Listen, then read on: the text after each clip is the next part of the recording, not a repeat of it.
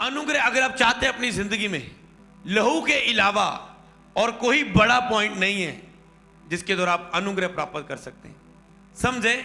यीशु के लहू के ऊपर मनन करना, क्रूस के ऊपर मनन करना, इससे बड़ा और कोई टॉपिक नहीं है जिसके द्वारा आप अनुग्रह को ले सकते हैं। क्योंकि क्रूस पर उसने सबसे बड़ा अनुग्रह किया कि हमारे पापों के लिए मर गया, कब्र में रखा गया, जी उठा, और अनुग्रह के द्वारा हम जान पाए, हमारे पास यीशु का नाम आया, पोस्टर के द्वारा, टीवी के द्वारा, सुसमाचार के द्वारा, फेसबुक के द्वारा, यूट्यूब के द्वारा, रिश्तेदारों के द्वारा हमें पता चला कि यीशु ही प्रभु है, कि हमने ढूंढा था। देखा, आपको अनुग्रह में समझाने की कोशिश कर रहा हूं आगे बढ़ने से पहले। क्या आपने यीशु को ढूंढा कि मुझे सच्चा रब ढूंढना है जी? सच्चा रब कौन है जी? जब मैंने भक्ति करनी है, रब को प्राप्त करना है, क्या आपने ढूंढा उसे? नो, उसने आपको ढूंढा और चुना और दया की आपके ऊपर। आप यहां हैं, आपके ऊपर दया की। आज हजारों में खड़े, इतनी बड़ी भीड़ खड़ी हुई है, ऑनलाइन हजारों में लोग हैं, तो जो किसके द्वारा?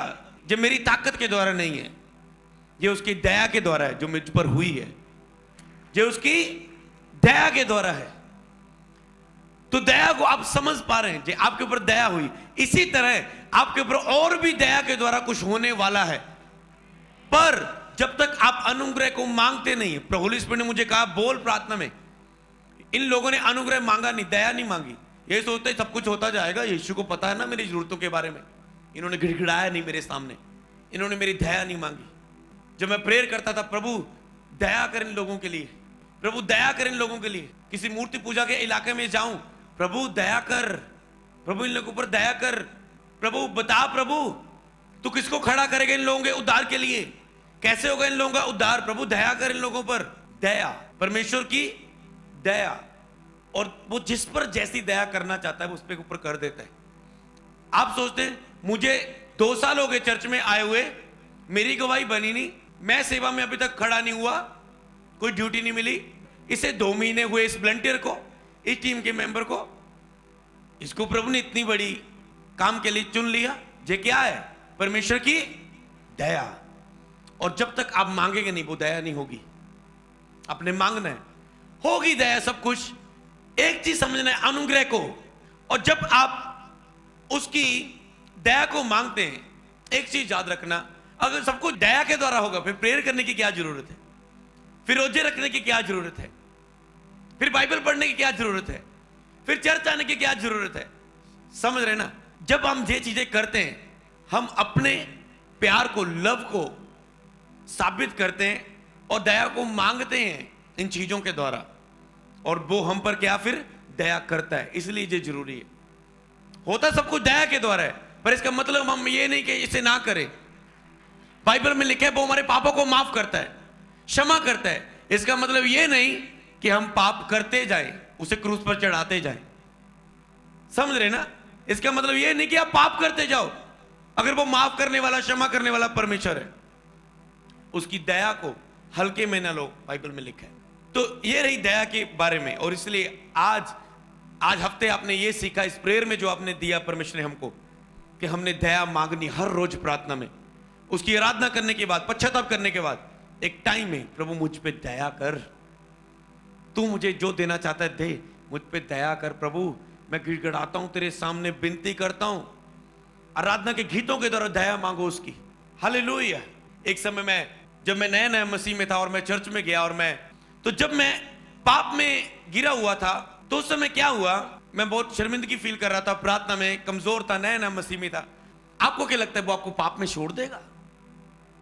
आपको क्या लगता है आप पाप में गिरे हुए हैं, वो आपको उठाएगा? नहीं, वो आपको खुद उठाएगा भी, दया भी करेगा। ये होती है उसकी दया।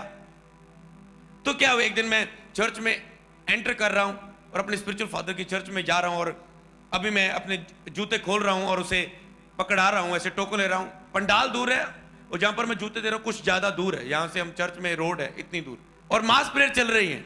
और प्रभु के दास ने बोला, जो गिर चुके हैं उनके आज खड़े होने का दिन है। और उस समय मैंने देखा कुछ हुआ मेरी स्पिरिट में, और उसके बाद मैं होलीनेस में खड़ा रहा। ये किससे हुआ? क्या मैंने चर्च में आके बहुत गिड़गिड़ा के प्रार्थना की? नो, उसकी दया से हुआ, उसके अनुग्रह से हुआ। तो आपको एक चीज याद रखना है, दया वो करेगा, पर हम क्या कर सकते हैं कि वो हम पर दया करे, जो मुझे स्पिरिट दे रहे हैं। नंबर 1 लिखो, आप प्रभु के सामने दीन हो, हम्बल हो जाओ, अपने घर में, चर्च में, सेवा में, अपने बिजनेस में, अपने परिवार के साथ, अपनी ड्यूटी में, जहां भी, जिन भी हिस्सों में, आराधना में, बाइबल पढ़ते समय, प्रेयर करते समय अपने आप को टोटल हम्बल कर दो, दीन कर दो, नम्र कर दो, क्योंकि वो नम्रों पर दया करता है। पॉइंट नंबर 2, जो व्यक्ति परमेश्वर की आराधना करता है, सच्चे मन से उसकी आराधना करता है, सच्चे मन से, पूरा मन लगा के, आंखें बंद करके, तो उसके ऊपर परमेश्वर क्या करता है? दया करता है, जो सही तरीके से आराधना करता है। तीसरी बात, जो व्यक्ति यीशु के लहू के बारे में, क्रूस मृत्यु के बारे में, क्रूस की स्टोरी के बारे में ज्ञान रखता है और उसको अपने जीवन में लागू करता है, घोषणाएं करता है, मतलब जो यीशु के लहू से अपने जीवन को भिगोता है, उसके ऊपर वो क्या करता है? उसके ऊपर भी वो दया रिसीव कर सकता है। अगली बात, जिन चीजों में मैं स्पिरिट में कैच कर पा रहा हूं, आपका विवेक, जिनका विवेक शुद्ध है परमेश्वर के सामने, जिनके मन में कोई अनर्थ बात नहीं है, इधर उधर की बात नहीं है। जिस तरह दाऊद कहता है, अगर मैं व्यर्थ बात सोचता तो प्रभु मेरी ना सुनता। अगर आपका मन बिल्कुल साफ है परमेश्वर के प्रति, हर हिस्सों में आपका मन के बिल्कुल साफ है, तो आप उसकी दया को रिसीव कर पाएंगे। वो दया कर सकता है आपके ऊपर। प्रार्थना, बाइबल, वचन, ये तो हमारी चीजें हैं ही, ये तो आप सीख चुके हैं। पर जो चीजें जो आपके ऊपर इस तरह से, जब आप परमेश्वर के सामने जाते हैं, लव करते हैं परमेश्वर को, अपना प्यार, अगली बात अपना प्यार दिखाते हैं परमेश्वर को, तो ये ऐसी कुछ बातें आप अपने जीवन में लागू करें। और अगली बात, लास्ट, उसकी दया को मांगना, प्रभु मुझ पे दया कर, मुझ पे दया कर, तो वो आपके ऊपर उन हिस्सों में दया करेगा, अनुग्रह करेगा। वह तो और भी अनुग्रह देता है, मतलब आपके ऊपर बहुत सारा अनुग्रह हुआ है, वो और भी देने वाला है। वो तो और भी अनुग्रह देता है, पर आपने और मांगा नहीं, आपने और मांगा नहीं। हालेलुया। तो आपने दया मांगनी है हर रोज की प्रार्थना में, मुझसे दया मांग, मुझ पर दया कर। एक भजन है ना, तू प्यार का सागर, सागर दया का तू है, कि प्रभु तू प्यार का सागर, तू दया का सागर है।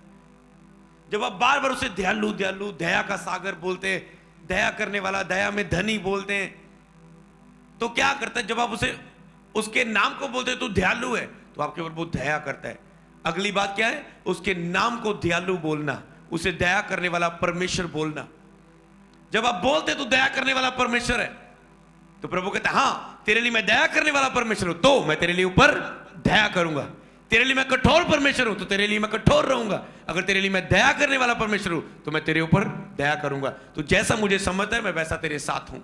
तो लास्ट बात लिखो, पवित्र आत्मा मुझे सिखाएगा कि मैं उसके अनुग्रह के सिंहासन के सामने कैसे जाऊं, क्योंकि वो मेरा मददगार है। अगर उसने बैठे बैठे अनुग्रह करना होता तो वो ये ना कहता कि मैं दीन लोगों पर अनुग्रह करता हूं। समझ गए? वचन दो धारी है। आप कहेंगे, एक और कहते हैं अनुग्रह आपको बो देता है, उसके लिए आपको कुछ करना नहीं पड़ता, और एक और कह रहे हैं कि वो दीनों पर अनुग्रह करता है। इसीलिए क्योंकि बाइबल में बताया वो दोनों तरफ से काटता है। कभी आपके ऊपर इसी रेवलेशन से भी आ सकता है, कभी आपके ऊपर वो इस रेवलेशन से भी आ सकता है। इसलिए उसके वचन को दो धारी तलवार बोला गया, क्योंकि जो वचन को सुनता है, जो लिखित वचन से प्यार करता है, वो आवाज को और अनुग्रह को भी रिसीव कर पाता है।